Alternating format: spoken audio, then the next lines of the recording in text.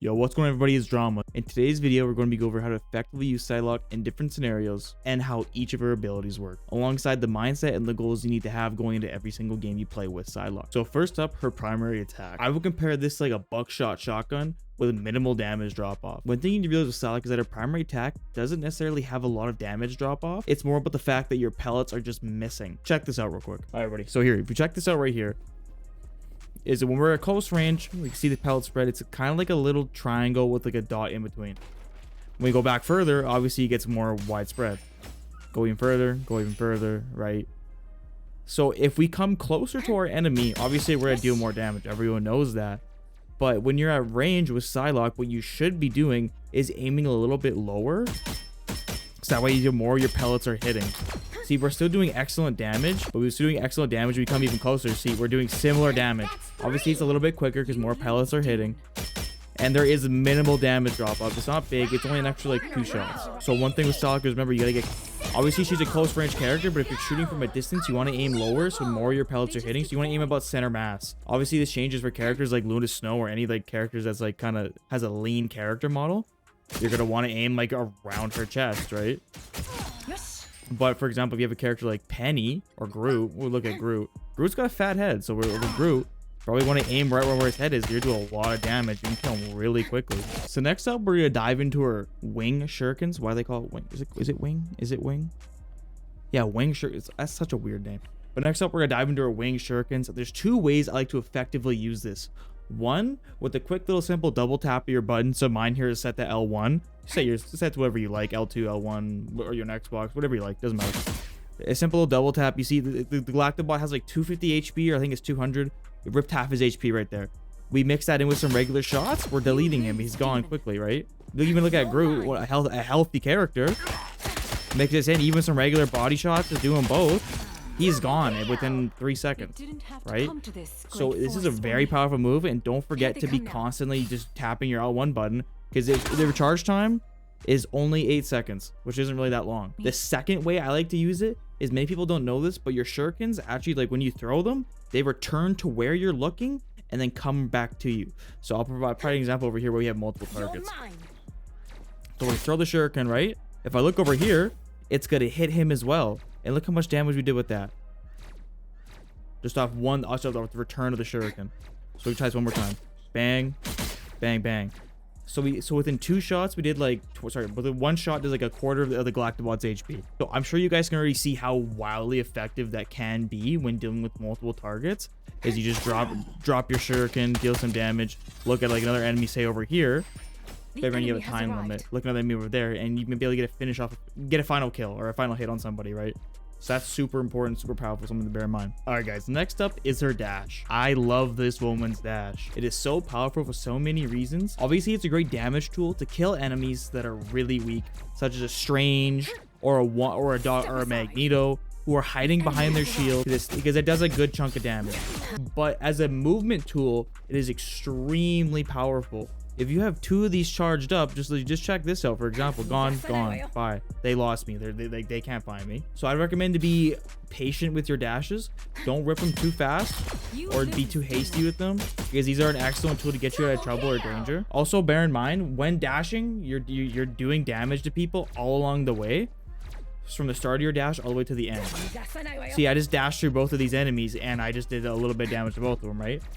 So you're also capable of getting double kills or any amount of kills if they're within your line of sight when you're dashing. So next up is their stealth invis mode. Obviously, we all know going invisible as like a DPS/flanker is super strong, but one of the little extra things that put the cherry on the top of the pie, the whipped cream, you name it, is the fact that she gets a movement boost when she turns it on. So one thing I like to do when rotating, and this is gonna be part of the mindset part of the video, is if the game let's just say the game just started and I'm going to attack a domination point, or any point for that matter that isn't really a push card from the very beginning of the map, like the Asgard map or the Spider-Man or Tokyo 2099 map, is one thing I'm gonna be doing is I'm gonna be dashing into my invis mode. Although I don't know why my invis mode's fucking trolling. That's cool. All right, everybody, so here we're going to the mindset part of the video here, showing you guys how I like to rotate to point, how I like to get in behind enemy lines, who I like to target, and everything above. Alright, so one thing I like to do, it doesn't really matter here because we're defending, we have time to prepare, but when I leave spawn, I typically like to do a dash into an invis move, and that gives me a large boost ahead from where most of my teammates are up. So another thing too is you want to use the PSYLOCKE's dash to rotate move, get to advantageous positions like high ground. Another thing I like to do is just I like to be patient for the first like 15-20 seconds of the round, see what I'm working with and see how I let them progress and move forward so I can get behind. But here I just want to focus him and see our Squirgle just like bodied her, or him, sorry I should say. So that's a great move for me. Now I'm gonna focus the flying characters because the flying characters will have a really hard time killing me and I have a really easy time killing them. Don't mind my rustiness though, I haven't played in a while. So again, when we leave spawn, we're gonna want to do a dash and go into a quick little R2 like invis move, or for me it's R2 I should say, whatever it is for you, just do invis move. You'll get back to site a lot faster. You could use 2 dashes, but when you come back to the fight, there's a chance you won't have both dashes, or you'll still be recovering depending on how far the site is, right? The thing you guys want to bear in mind is know where your health packs are in every map. But you know what I like a lot more than materialistic things? Right? That's like super duper important. Now might be a good time to stop them. Because a lot of the time when you're playing a flanker like PSYLOCKE, is you're not really going to get healed by your teammates or by your healers, because they have other things, more important things to focus on, and typically you're not going to be able to get seen by them because they can't heal you if they can't see you. So don't shit on your healers, they're not healing you. Leave them alone, let them do their thing, let them focus on healing your other DPS, your other healers, your other tanks. Bear in mind, if you only have 1 or 2 tanks, we only have 1 in this scenario, so when we lose our tank, we're losing a lot of like mileage. They're gonna come through and eat up a lot of points because we can't hold it because we don't have someone to tank the damage. If we have no one to tank the damage, we're cooked.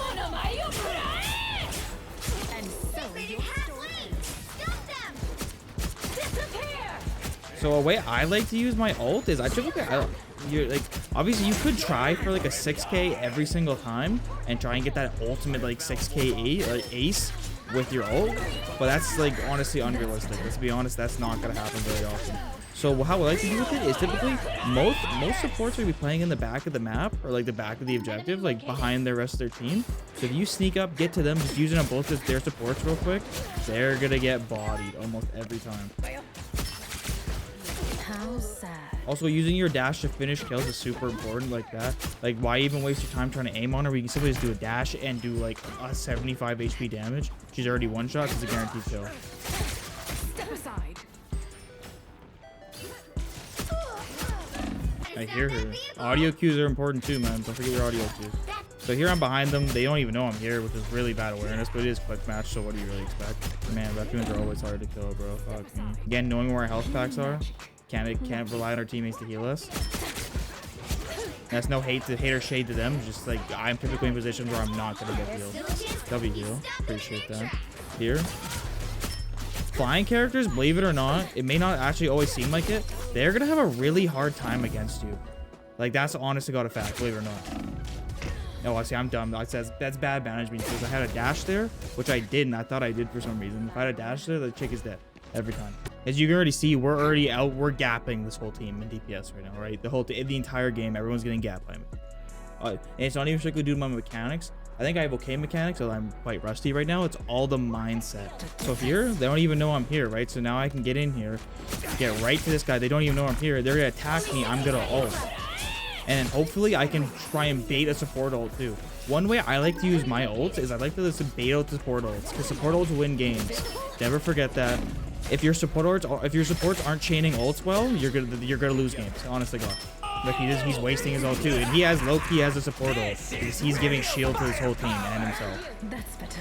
That's a waste of it all in my book. They only have 24 seconds now, and they rip that. L. Go ahead, take it. I don't need it. Go ahead, take it, asshole. You have shield. You don't need it. Stupid. It's all IQ too. Having IQ will take you so far. I'm gonna kill this storm because I'm gonna try to kill this storm. I probably won't be able to. I'm not gonna lie. We just don't have enough team support for me to get in there and do my job. They hit a checkpoint. Now might be a good time to stop them. See, it's a double kill all because I'm behind them. They don't even know I'm here. How they don't know yet is crazy. I've killed 3 of them. They don't even know. This last guy's still pushing and he doesn't even know the point's not being moved. It's crazy. Rockets are always gonna be hard to kill. Don't stress on yourself if you can't finish a rocket kill.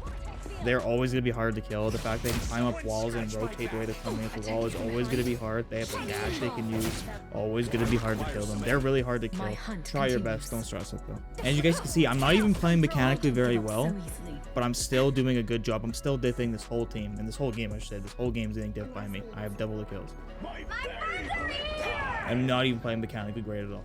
So now's gonna be a good time to regroup because we just lost everyone. So what I'm gonna do is essentially just try and slow them down. I have no interest in trying to win a 1v6 fight here. So I'm not gonna be able to challenge just yet. Fortunately, we don't have an ult here because I haven't been doing decisive damage this latter half of the round. See, I'm gonna use both dashes here, try and get myself in position, and I'm dead. No heals. Oh, that's so unfortunate. Okay.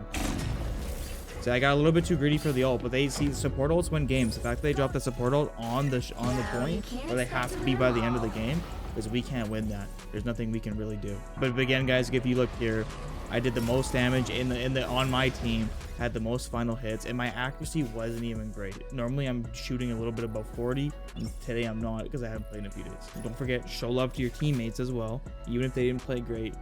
Whatever, don't matter. Show love. Be kind, be positive, be a positive team in your group. If you can be a positive teammate in all of your games moving forward, and then build friends and connections with people who play well, especially in opposing roles to you. So typically when I first started playing this game on console, I was playing with like 2 of my friends. One of my friends would always be playing a tank, and other friends would always be playing support. So we have one person in each of the 3 roles. Me DPS, 1 tank, 1 support. So I always knew I had a good tank, good support, and a good DPS. And that's a start to winning more games. It's not going to be always winning you games, because of course it's a team-based game. If one person's severely slacking, you're probably gonna lose. Even if 5 of your team's playing great, if one guy's just shitting the bed, especially if he's playing DPS or tank and shitting the bed, you're probably gonna lose. And I guess I didn't really talk about this at all during my overview of PSYLOKKE's abilities, but the team up with Magic is super strong, and it's a lifesaver. I don't really ever attempt to rely on this because it's a team ability, and not many people are playing Magic, especially at a high level. Most of the Magics I typically play with, I'm shutting them down really easy. Playing against, I'm shutting them down very easily. So one thing I like to do is, obviously you want to target healers. We all know that. I shouldn't have to tell anybody that. But also targeting flying characters. Flying characters really are going to struggle against you, believe it or not. So here, I'm just going to honestly look for flank, because if I get a kill or 2 in the back line, their whole team falls apart. So as my team survives here and just doesn't die, we'll be off to a great start. So we have our ult here, but obviously we're not going to ult into this character's defenses.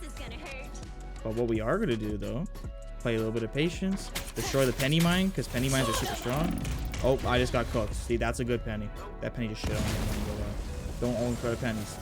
Don't be dumb like that. And also the fact that no one's shooting these like Namor squids is like honestly diabolical to me. Also, so dashing through your enemies mid-fight is something that's also super powerful to do. Is because if you can dash through them, you not only are you dealing damage to them, but you're also breaking their camera. They don't know where you are or where you're working.